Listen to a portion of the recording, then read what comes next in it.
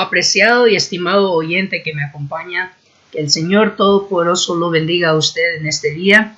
Como siempre, sea usted bienvenido a esta transmisión, donde juntos estaremos estudiando una porción más de la Sagrada Palabra de nuestro Dios. Y como siempre, le agradezco de todo corazón que usted confíe en este siervo de Dios, que juntos podamos estudiar y que juntos podamos meditar para saber cómo aplicar la Sagrada Palabra de nuestro Dios. Como es mi costumbre, ¿verdad? Le animo a que agarre su Biblia, que agarre un cuaderno y un bolígrafo o un lápiz para así poder acompañarme, ¿verdad? Y poder escudriñar juntos la Sagrada Palabra de nuestro Dios, para usted poder confirmar si lo que estaremos compartiendo por medio de esta transmisión es en acuerdo a la voluntad de nuestro Dios, ya que la palabra le pertenece a Él. Gracias una vez más por acompañarme.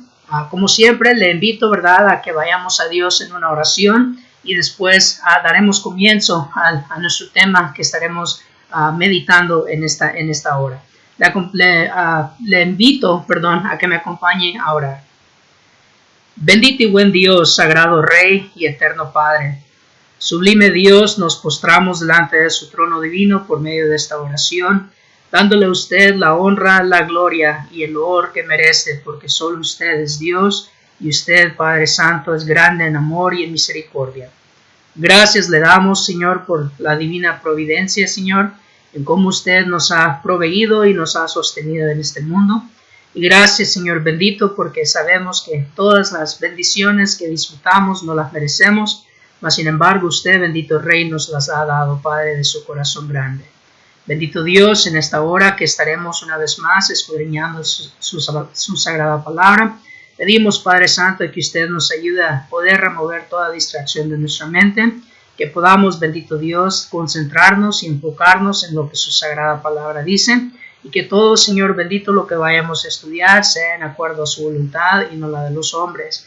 Sea con este siervo, bendito Dios, permítame hablar como siervo suyo, pero bendito Rey, aún más, deme las fuerzas, la mansedumbre y el amor para poder poner en práctica, Señor, diariamente esta palabra, Señor, sabiendo y entendiendo, Señor bendito, de que es el guía, Padre, que usted nos ha proveído para poder llegar a vivir con usted en eternidad. Gracias, Santo Rey, por esa bendición. Gracias sobre todo por su Hijo, quien nos amó y derramó su sangre por amor a nosotros. Y bendito Dios, todos se lo agradecemos y se lo rogamos en el precioso y divino nombre de su Hijo Cristo Jesús. Amén. Una vez más, le agradezco, ¿verdad?, por su presencia y le agradezco que me esté acompañando. En este día, ¿verdad?, hemos titulado nuestro tema La presunción del diablo. La presunción del diablo. Si puede acompañarme, por favor, ahí al libro de Job, capítulo 2, como puede usted ver ahí en su pantalla, pero una vez más, le animo a que usted tenga su Biblia. Job, capítulo 2, comenzando desde el versículo 1 hasta el versículo 6. Aconteció que otro día vinieron los hijos de Dios para presentarse delante de Jehová, y Satanás vino también entre ellos presentándose delante de Jehová. Y dijo Jehová a Satanás, ¿de dónde vienes? Respondió Satanás a Jehová y dijo, de rodear la tierra y de andar por ella. Y Jehová dijo a Satanás, ¿no has considerado a mi siervo Job, que no hay otro como él en la tierra, varón perfecto y recto, temeroso de Dios y apartado del mal, y que todavía retiene su integridad aun cuando tú me incitases contra él para que lo arruinara sin causa? Respondiendo Satanás dijo a Jehová, piel por piel, todo lo que el hombre tiene dará por su vida. Pero extiende ahora tu mano, y tú tocas su hueso y su carne, y verás si no blasfema contra ti en tu misma presencia. Y Jehová dijo a Satanás, he aquí, él está en tu mano, mas guarda su vida. La palabra presunción, de acuerdo a los diccionarios, procede, ¿verdad?, de la acción o el efecto de presumir. Cuando nosotros hablamos de la presunción, estamos hablando, ¿verdad?, de la vanidad que muestra una persona que presume de sí misma y de sus propias habilidades. Significa, ¿verdad?, la consideración o la aceptación de una cosa como verídica sin tener certeza completa de ello. En otras palabras, la presunción es cuando una persona cree una opinión de sí misma o una opinión acerca de otra persona o de una situación como verdadera porque es lo que esa persona asume, es lo que esa persona o ese ser cree con todo su corazón, aunque no tenga la suficiente evidencia. La presunción, ¿verdad? Como ya hemos dicho, va de mano con presumir. Cuando una persona es presumida, es una persona que cree más allá de lo que realmente es. Es una persona que tiene una opinión más alta de sí mismo, de lo real, de la realidad de lo que es esa persona. Cuando nosotros leemos aquí en el libro de Job, en el capítulo 2, miramos la presunción de Satanás. Miramos cómo Satanás tiene él en sí mismo ese espíritu altivo. Vemos nosotros como él, ¿verdad? Presumía, de que él, ¿verdad? Era más fuerte que el hombre, que él conocía al hombre mejor que Dios, que es nuestro creador. Miramos cómo él, ¿verdad? Viene a hacer la presunción de que él sabía cómo hacer a este hombre recto y perfecto, que dice Dios de él, ¿verdad? Caer. Vemos que este ser maligno, que es del diablo, viene, ¿verdad?, a hacer unas acusaciones que él quería sostener como verídicas delante de Dios. Debemos de entender, hermanos, cuando leemos esto, que aquí en el capítulo 2, Satanás ya había atacado a Job en la primera ronda de su boxeo, ¿verdad? Vemos cómo ya le había quitado su familia, le había quitado su estado social y le había quitado todas sus riquezas y posesiones. Job había quedado en la ruina por todos los ambientes que eran importantes y, si quisiéramos ser sinceros, en nuestra vida aún vienen a ser consideradas importantes. Pero dice el capítulo 1, versículo 22, en todo esto no pecó Job ni atribuyó a Dios despropósito alguno. Satanás fue derrotado en el primer round. Satanás no pudo darle, como dicen en términos del boxeo, el knockout a Job en el primer round.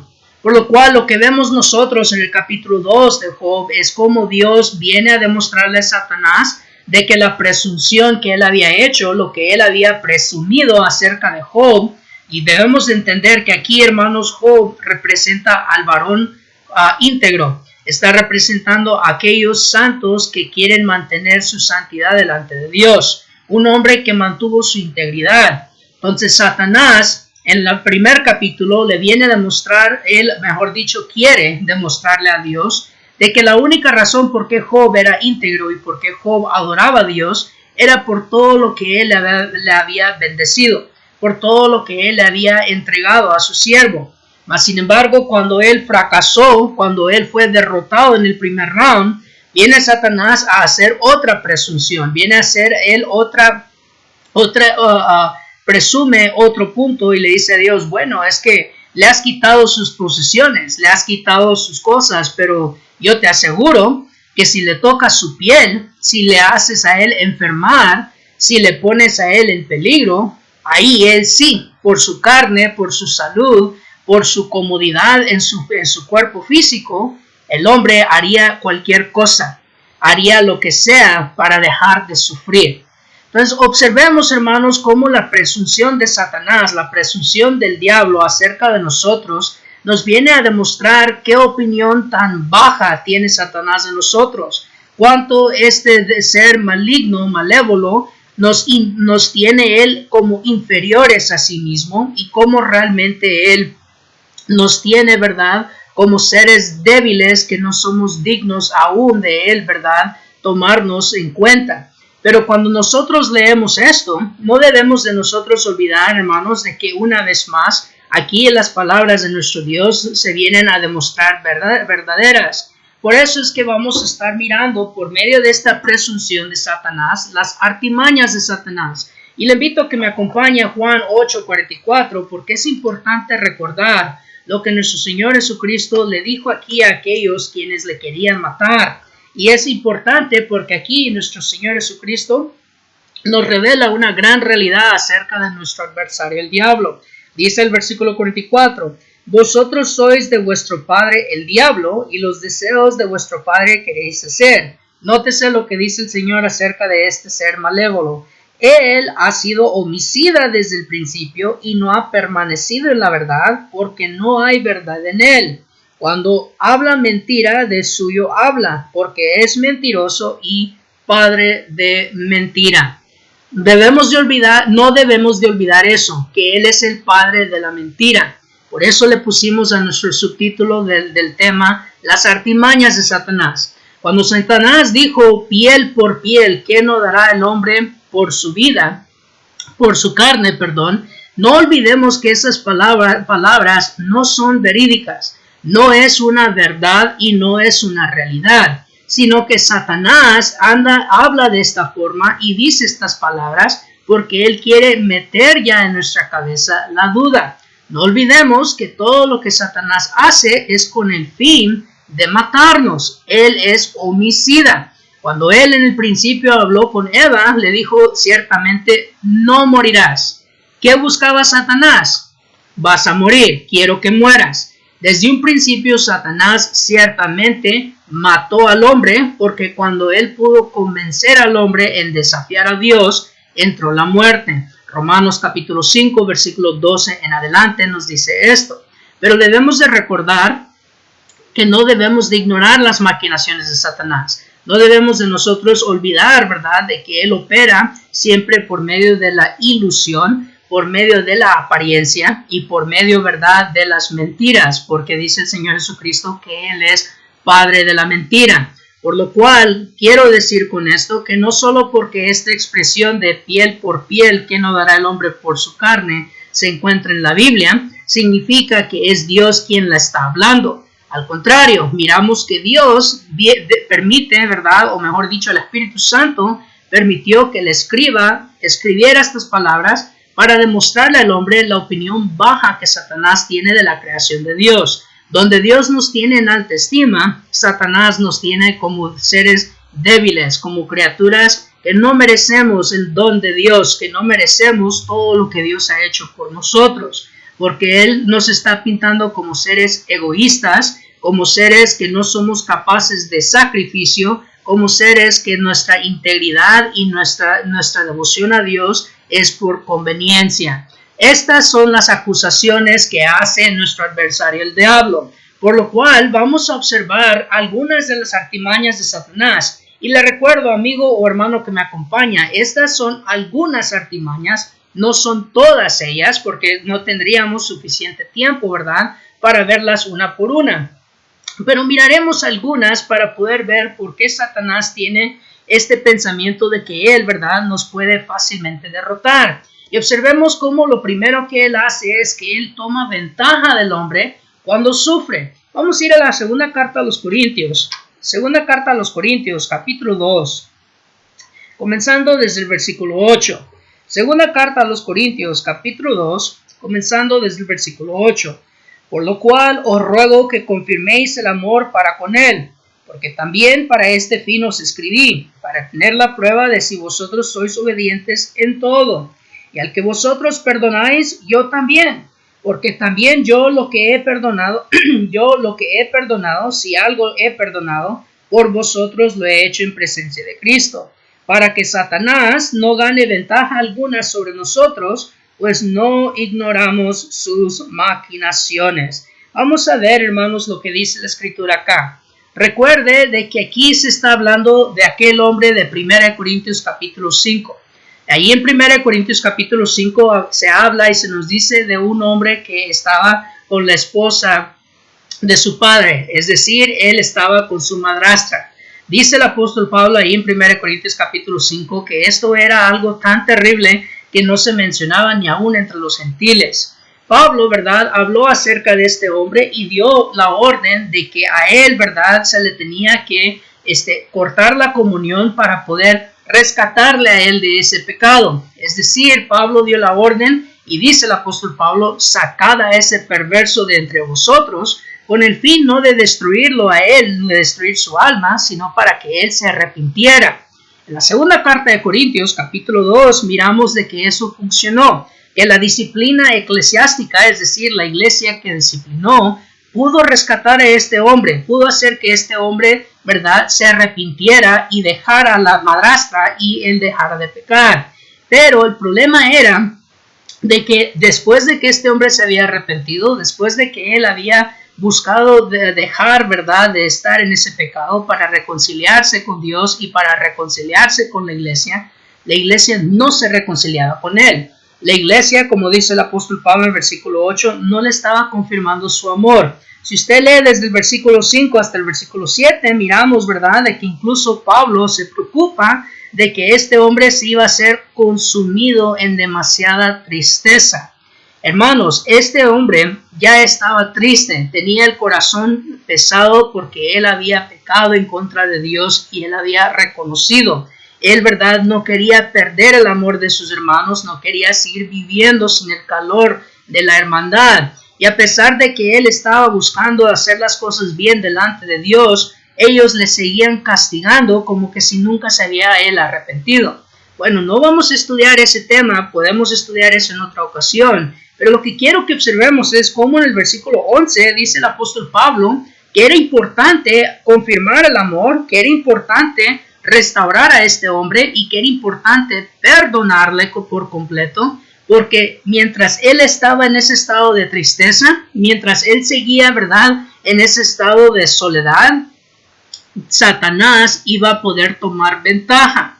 En otras palabras, este hombre estaba herido, este hombre estaba vulnerable por las consecuencias de su pecado, vulnerable, ¿verdad?, por la tristeza que le estaba a él consumiendo de saber que él, ¿verdad?, había sido señalado por el apóstol Pablo como el perverso que había traído gran mal a una congregación que él amaba.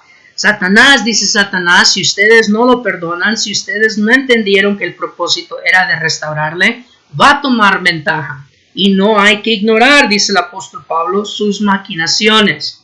Job, hermanos, como ya mencionamos, había perdido todo.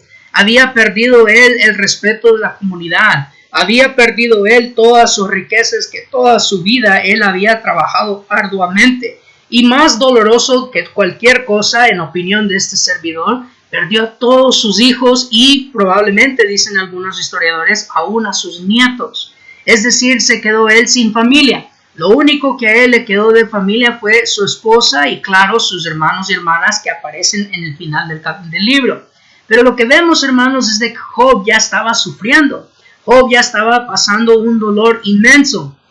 Muy probablemente, como algunos de nosotros que nos hemos encontrado en situaciones similares, se encontraba él en un estado de confusión. Él quería entender qué estaba ocurriendo. Él aún estaba todavía procesando todos los eventos que habían tomado lugar, una tras otra, tras otra. Otra cosa que hay que notar, Satanás no le quitó una cosa y se esperó un par de meses. No, cuando leemos bien el capítulo 1, miramos que dice el texto, dice el escriba inspirado, que aún no había terminado de hablar el primero cuando ya llegaba el otro. En otras palabras, él, ¿verdad?, le tiraba problema tras problema, tras problema, tras problema, queriendo apremiar, queriendo sofocar la fe de Job. Pero es increíble que en el capítulo 1, versículo 22, miramos que en todo esto, dice la escritura, Job no pecó. Es decir, que Satanás no pudo triunfar, no pudo hacer, ¿verdad?, de que Job perdiera su fe y que él blasfemara en contra de Dios. No olvidemos que este era el fin de Satanás. Satanás quería provocar a Job blasfemar, es decir, maldecir o hablar en contra de nuestro Padre Celestial. Entonces Job ya estaba en un estado de sufrimiento. Cuando viene él y dice, piel por piel, ¿qué no dará el hombre por su carne? Satanás quiso tomar la ventaja de un hombre herido. Satanás quiso tomar la ventaja mirando a Job en el estado tan difícil en la cual él se encontraba, pensando, ¿verdad?, de que lo tenía contra las cuerdas, pensando que le podía hacer, ¿verdad?, en su momento de debilidad, cometer un pecado o cometer un agravio en contra de Dios. Por esta razón viene este ser malévolo y ataca, ¿verdad?, a Job mientras aún está tirado en el piso. Recordemos, hermanos, de que Satanás, como podemos ver por lo que hemos llamado sus artimañas, no juega justamente. Él no juega por medio de las reglas. No obstante, también debemos de observar de que aunque Dios le da a él el lugar de tocar su hueso y de tocar su carne, Dios le pone un límite a Satanás. Y Satanás, aunque él hubiese querido, no podía porque Dios es más poderoso. Miramos que Dios le dice, toca su carne, mas guarda su vida. No le dio a él lugar de tocarle su vida, no le dio a él lugar de quitar la vida. Pero como quiera, hermanos, este servidor ha dicho en el pasado que hay cosas peores que la muerte. ¿Pueden ustedes imaginarse el estado de la piel de Job, cómo se encontraba, llena de sarna maligna? Dice la escritura que desde la coronilla de su cabeza hasta la punta de su pie, todo su cuerpo estaba cubierto. Esta enfermedad que le puso Satanás en la carne de Job fue tan terrible que Job mismo en el capítulo 31 viene a decir de que él miraba que los gusanos se creaban dentro de sus llagas. Tenía que él estar sentado sobre la ceniza y rascarse con un tesón porque él no aguantaba la picazón de esta enfermedad. Entonces, esta enfermedad muy fácilmente pudo haber llevado a Job a la locura mental. Le agotó emocionalmente. Un hombre que ya estaba agotado emocionalmente por la pérdida de su familia. Un hombre que ya estaba agotado por la preocupación de cómo él y su esposa ahora iban a sobrevivir. Un hombre que estaba ya agotado por la culpa de que sus siervos habían muerto, y quizá por culpa de él o de algo que él los había puesto en esa situación. Entonces vemos cómo Satanás presume que el corazón del hombre es débil. Presume de que él, ¿verdad?, puede hacer que el hombre quebrante cuando viene y le ataca a él personalmente, y lo hace por medio de la enfermedad. Y es importante mirar, ¿verdad?, de que él toma esta ventaja porque lo que él busca hacer es intimidar al hombre o intimida al hombre con la amenaza de la muerte. Vamos a ir allá a Hebreos capítulo 2. Hebreos capítulo 2, comenzando desde el versículo 14. Hebreos capítulo 2, comenzando desde el versículo 14. Así que, por cuanto los hijos participaron de carne y sangre, él también participó de lo mismo para destruir por medio de la muerte al que tenía al imperio de la muerte, esto es, al diablo. Note el versículo 15.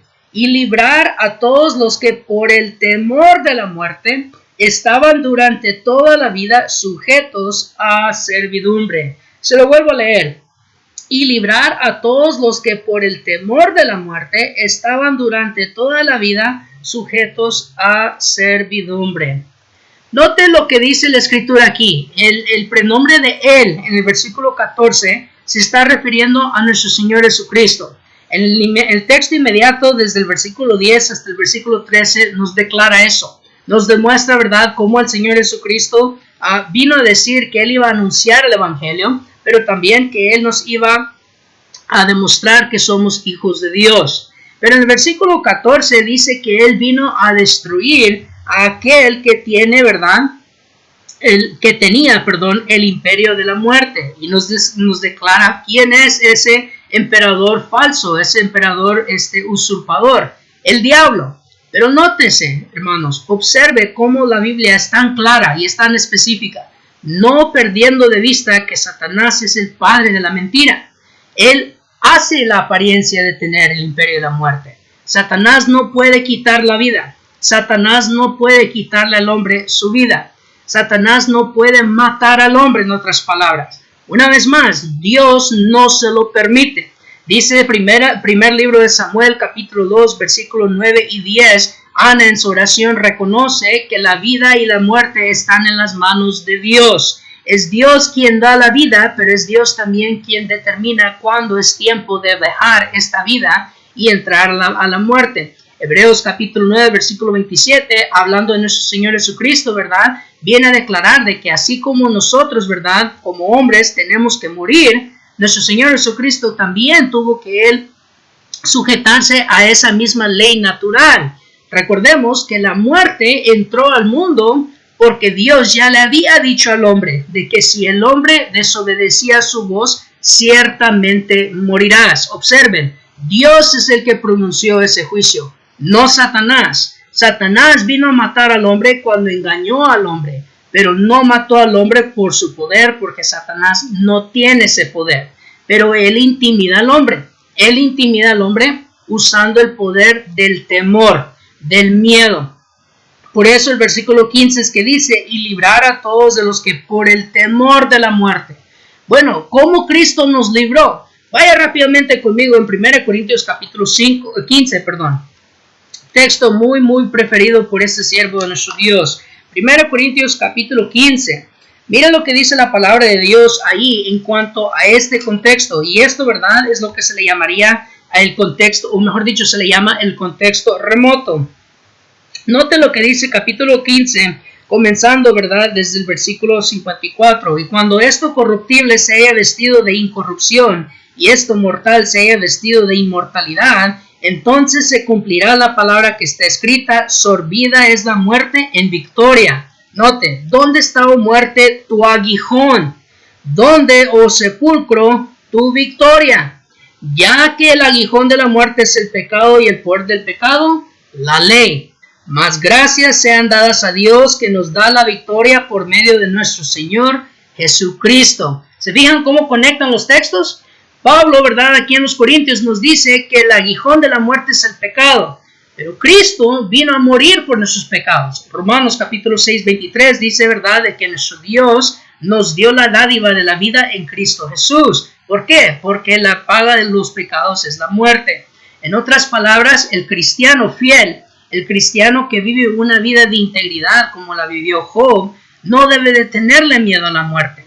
Y cuando el cristiano se mentaliza eso, aunque venga a enfermarse como se enfermó Job, se retiene y se escuda en la fe de que fiel es aquel quien nos ha prometido. Hebreos capítulo 10, desde el versículo 21 en adelante.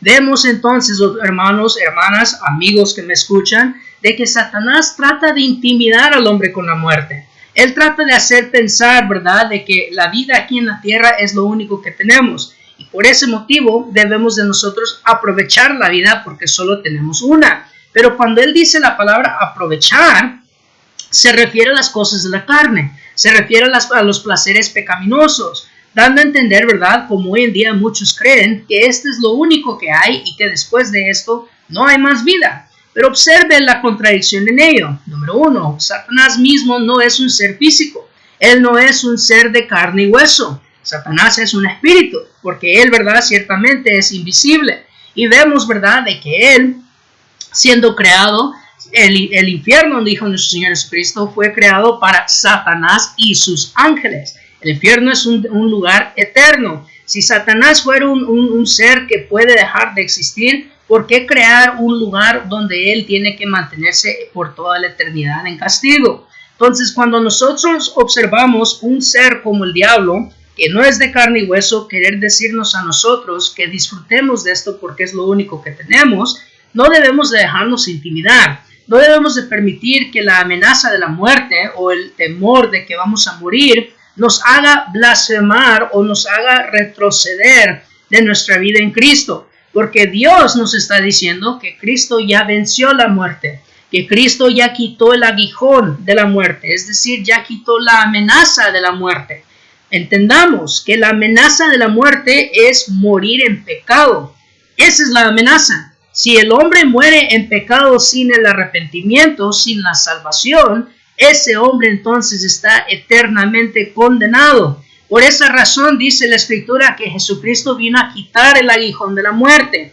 Pero quiero hacer un pequeño paréntesis. Obsérvese que ese aguijón ha sido removido para los que estamos en Cristo Jesús, para los que hemos obedecido el Evangelio, para los que seguimos y procuramos ser fieles hasta la muerte.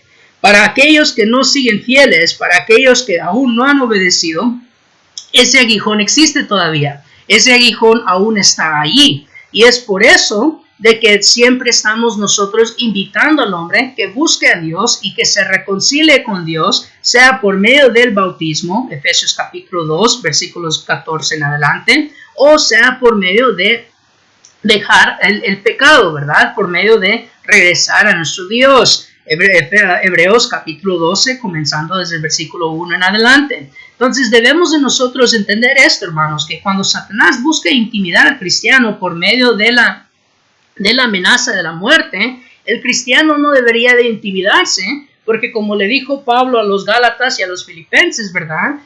Para el cristiano la muerte es ganancia. Para el cristiano es mejor estar fuera de este tabernáculo, le dijo a la segunda carta a los Corintios capítulo 5, versículo 10. Pero observemos que también él busca convencer al hombre que abandone a Dios. Vaya conmigo ahora a Lucas capítulo 4. Lucas capítulo 4, versículos 5 al 8. Cuando Satanás, ¿verdad?, viene a expresar piel por piel qué no hará el hombre por su carne, lo que él está buscando hacer es convencer al hombre que abandone a Dios. Mira cómo este ser tan tramposo viene a hacer, o querer, mejor dicho, hacer lo mismo con nuestro Señor Jesucristo, el mero Hijo de Dios. Capítulo 4, versículo 5 dice: y le llevó el diablo a un alto monte, y le mostró en un momento todos los reinos de la tierra, y le dijo el diablo: a ti te daré toda esta potestad y la gloria de ellos, porque a mí me ha sido entregada, y a quien quiero la doy. Si tú postrado me adorares, todos serán tuyos. Respondiendo Jesús le dijo: vete de mí, Satanás, porque escrito está: al Señor tu Dios adorarás, y a Él solo servirás. Cuando Satanás quiso, ¿verdad?, o cuando Satanás expresó esas palabras, si usted regresa ahí a Job capítulo 2, y una vez más, observe bien la lógica, ¿verdad?, la artimaña, como hemos dicho, del diablo. Note el versículo 4 y el versículo 5. Piel por piel, todo lo que el hombre tiene dará por su vida.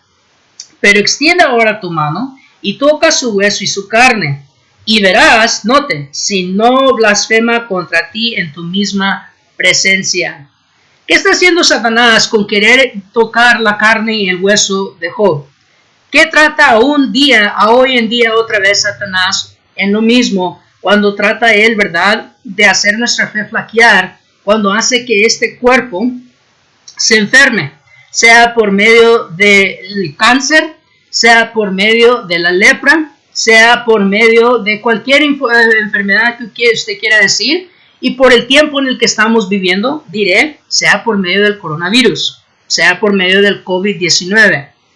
Noten, las estrategias, las artimañas de Satanás no cambian, sigue siendo la misma. Cuando viene él a hacer esto, el hombre cuya fe no está plantada, el hombre cuya fe no está convencida, el hombre que su vida espiritual no está firme sobre la roca, ¿qué comienza a pensar? ¿Cómo comienza a razonar? Preguntas, por ejemplo, como ¿por qué Dios me está castigando? Preguntas, por ejemplo, como ¿por qué yo, si yo soy un buen hombre? Preguntas como ¿no puede haber un Dios? Porque si hay un Dios, ¿por qué hay tanta enfermedad en el mundo? ¿Por qué hay tanta plaga? ¿Por qué los niños que son puros e inocentes se enferman? Etcétera, etcétera, etcétera. Eso es lo que Satanás busca hacer. Cuando él viene a expresar piel por piel qué no dará el hombre por su vida, y quiero corregirme, sé que he estado diciendo todo este tiempo por su carne, y discúlpenme, me equivoqué, el texto dice por su vida, ¿verdad? Miramos que lo que Satanás está ahí presumiendo es que él puede convencer al hombre a abandonar a Dios si le viene a tocar su piel. Que si él puede torturar al hombre físicamente, si él puede poner esa presión sobre el hombre y hacer que el hombre valore más su vida física y olvide la importancia y el valor de la vida espiritual, lo va a convencer en abandonar a Dios. Incluso recuerde usted el ejemplo del rey Asa. El rey Asa lamentablemente cometió este grave error.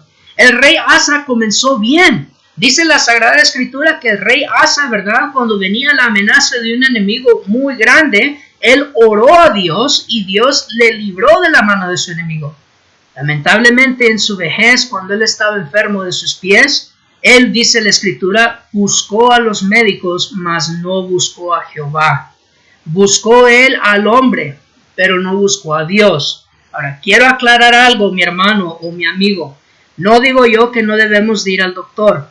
No digo yo que no debemos de seguir las instrucciones del mundo médico. No digo yo de que no debemos nosotros usar de nuestro juicio y usar de la prudencia. La Biblia misma no está diciendo eso. Lo que estoy diciendo es de que no debemos de nosotros permitir que Satanás nos engañe como él quiere hacer. No debemos dejar que Satanás nos haga creer o nos presione por medio de la opresión de nuestra carne, en hacernos creer de que Dios no está con nosotros. No olvidemos que lo que Satanás quiere hacer es destruir nuestra fe. Él nos quiere asesinar. Él es homicida, dice el texto, desde el principio. Por esto el apóstol Pablo, el apóstol Pedro nos recuerda que él es un león que ruge. Pero no olvidemos que lo que Satanás busca hacer, lo que él procura lograr, es poner esa presión por medio de nuestra vida física. Por esta razón, nuestro Señor Jesucristo, vino a remediar esa situación. Vaya conmigo rápidamente a Lucas capítulo 9. Lucas capítulo 9. Y miren, y ahora entendemos por qué nuestro Señor Jesucristo viene a exclamar y a decir esto, ¿verdad? Lucas capítulo 9. Miren lo que dice la palabra de Dios aquí en el capítulo 9, ¿verdad? Rápidamente, capítulo 9, versículo 46. Entonces entraron en discusión sobre quién de ellos sería el mayor. Y Jesús, percibiendo los pensamientos de sus corazones, tomó a un niño y lo puso junto a sí. Y les dijo: cualquiera que reciba a este niño en mi nombre, a mí me recibe, y cualquiera que me recibe a mí, recibe al que me envió. Porque el que es más pequeño entre todos vosotros, ese es el más grande. Entonces respondiendo Juan dijo: Maestro, hemos visto a uno que echaba fuera demonios en tu nombre y se lo prohibimos porque no sigue con nosotros. Jesús le dijo: no se lo prohíbas, porque el que no es contra nosotros, por nosotros es. Observen, vamos a más adelante, ¿ok? Primeramente, ¿qué tiene que hacer el hombre? Nótese cómo va a conectar el texto. Aquí debemos de ser como un niño, debemos de recibir a un niño, debemos de poner a otros en delante de nosotros. Vamos a ir ahora al versículo 57 en adelante. Yendo ellos, uno le dijo: el camino, Señor, te seguiré a donde quiera que vayas. Y le dijo Jesús: las zorras tienen guaridas y las aves de los cielos míos, mas el Hijo del Hombre no tiene donde recostar la cabeza. Y dijo a otro: sígueme. Él le dijo: Señor, déjame que primero vaya y entierre a mi Padre. Jesús le dijo: deja que los muertos entierren a sus muertos, y tú ve y anuncia el reino de Dios. Entonces también dijo otro: te seguiré, Señor, pero déjame que despida primero de los que están en mi casa. Y Jesús le dijo: observe, ninguno que poniendo su mano en el arado mira hacia atrás es apto para el reino de Dios. ¿Vio cómo conectaron los pensamientos? Cuando un niño está jugando, el niño está enfocado. El niño no pierde de enfoque, ¿verdad?, en su juego. Él está muy enfocado en lo que él está haciendo y no pone atención a lo que está alrededor. Pero cuando el niño, ¿verdad?, le está diciendo a un padre o el niño a alguien que respeta, ¿verdad?, le está dando la instrucción, ese niño se enfoca y ese niño busca hacer lo que a ese adulto le ha dicho, porque el niño quiere contentar al adulto. Lo mismo cuando uno está arando la tierra. Cuando uno está arando la tierra, uno debe de observar muy bien hacia dónde va, porque si voltea, mueve el arado juntamente con su cuerpo y su cabeza y ya arruinó la tierra y la tiene que volver a arar. Por esta razón, dice nuestro Señor Jesucristo, que nosotros no debemos de mirar hacia atrás a lo que Satanás quiere enseñarnos. No debemos escucharle cuando Él nos quiere hacer voltear, porque Satanás no se pone al frente de nosotros, se pone atrás y siempre nos llama para distraernos y busca, como dijimos, querer convencer que dejemos nuestra obra en Dios. Pero finalmente, crea él la ilusión de que Satanás, o mejor dicho, él es invisible. Vaya ahora conmigo a 1 de Pedro capítulo 5. 1 de Pedro capítulo 5, texto muy conocido entre la iglesia, ¿verdad? Capítulo 5, versículos 8 al 11.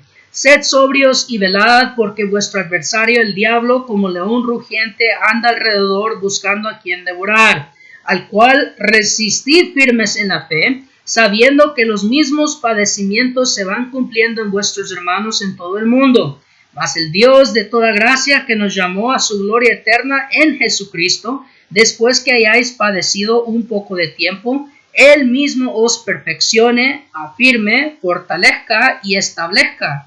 A Él sea la gloria y el imperio por los siglos de los siglos. Amén. Note cómo dice la Escritura, que el diablo anda como león rugiendo buscando a quien devorar. Pero no significa que no puede ser derrotado. Job derrotó a Satanás 2 veces. Es más, Job derrotó a Satanás más de 2 veces. Le derrotó cuando le quitó todo. Le derrotó cuando le quitó su salud. Le derrotó cuando usó a su esposa para que le presionase. Le derrotó cuando usó a sus tres amigos que viniesen y le malaconsejasen. Vez tras vez, Job no soltó su integridad. Derrotó a Satanás. Hermanos, siempre que leemos este pasaje, no debemos de quedarnos ahí solamente en el versículo 8. Si nosotros solo leemos el versículo 8 y nos enfocamos en el versículo 8, nos vamos a espantar. Porque la imagen de un león rugiente es espantosa, es temorizante. Pero debemos de continuar el texto. Debemos de seguir el pensamiento que Dios está dando.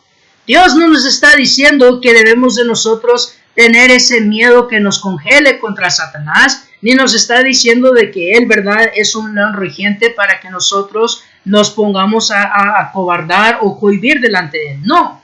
Note lo que dice el versículo 9. Dice el versículo 9, al cual resistid firmes en la fe. La Biblia nos está diciendo que a Satanás se le puede derrotar. Pero aún más hermoso, Dios está diciendo, tú como mi creación, hecho en mi imagen y en mi semejanza, tienes la fuerza para derrotar al diablo. Le puedes resistir. Pero nótelas el secreto, no con mi mentalidad, no con mi sabiduría, no con mi inteligencia, en la fe. Específicamente, la fe. ¿Y cuál es esa fe? Hebreos capítulo 11, versículos 1 en adelante nos demuestra esa fe.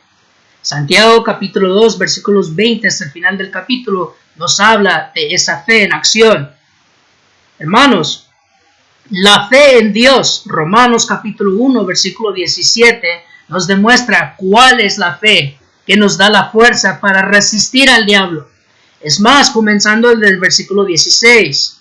Por eso decíamos, ¿quiénes son los que tienen aún el aguijón o sienten aún el aguijón de la muerte? Los que no están en la fe. Volvemos a leer el versículo 9.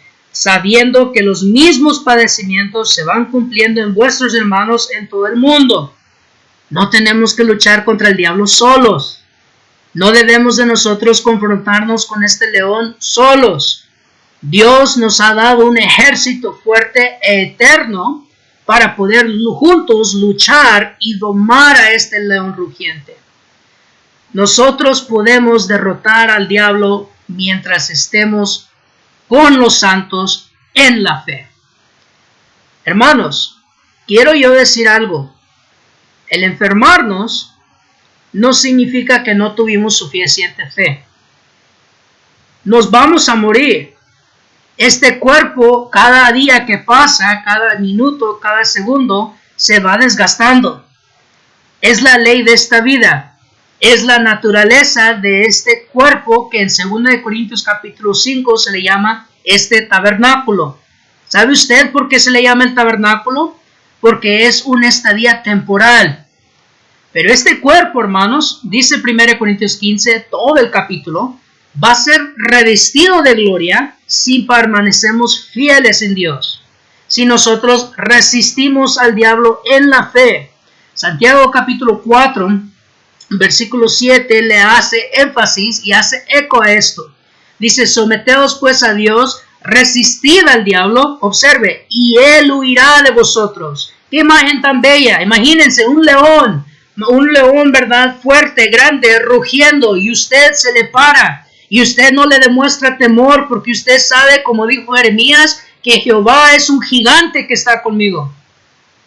Y ese león para de rugir, baja la cabeza y corre con la cola entre sus patas.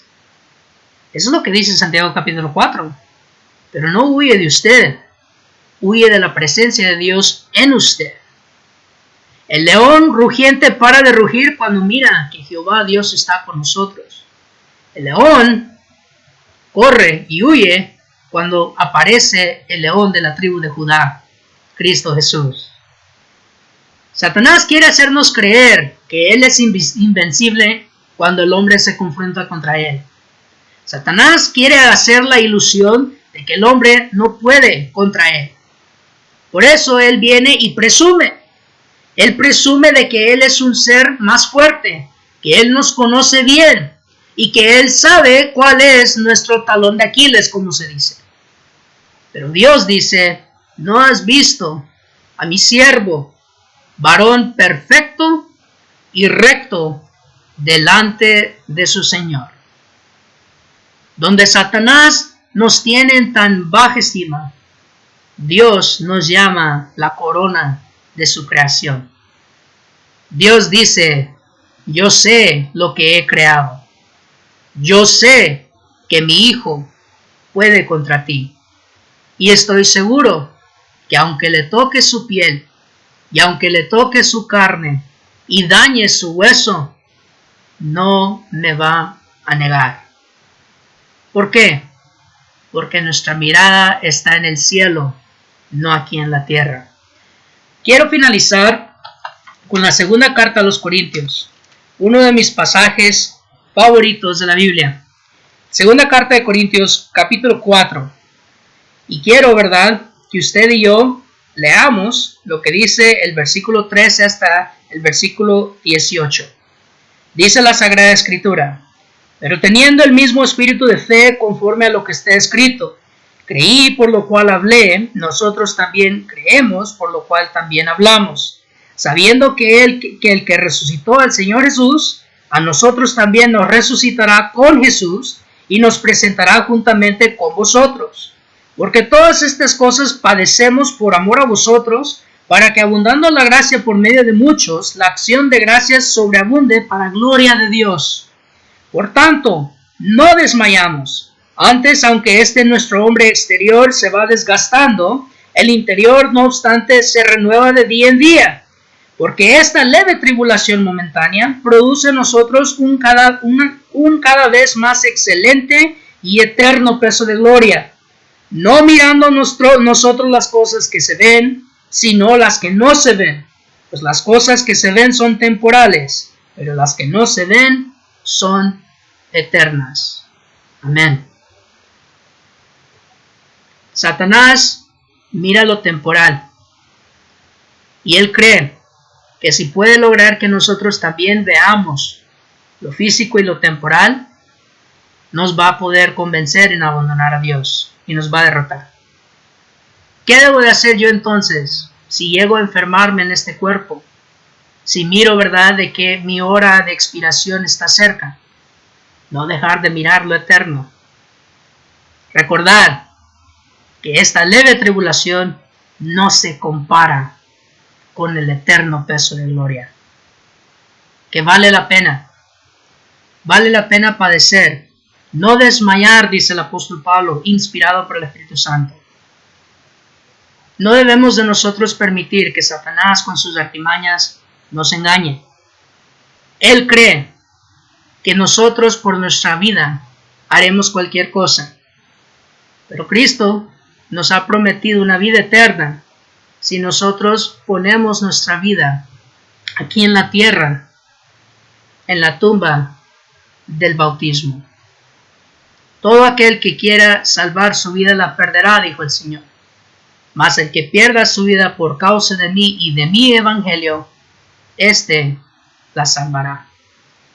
Hermano, amigo, yo le invito como siempre que medite en esto, que usted escudriñe lo que hemos visto. Y recuerde, ¿verdad? Recuerde de que si usted tiene alguna pregunta, usted me puede contactar ahí con la dirección en pantalla.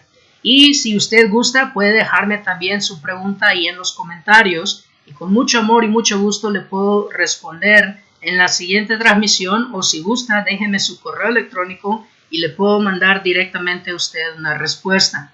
Gracias una vez más por acompañarme en este día. Que nuestro Dios le bendiga grandemente y espero en nuestro Padre Celestial que esto sea de mutua edificación.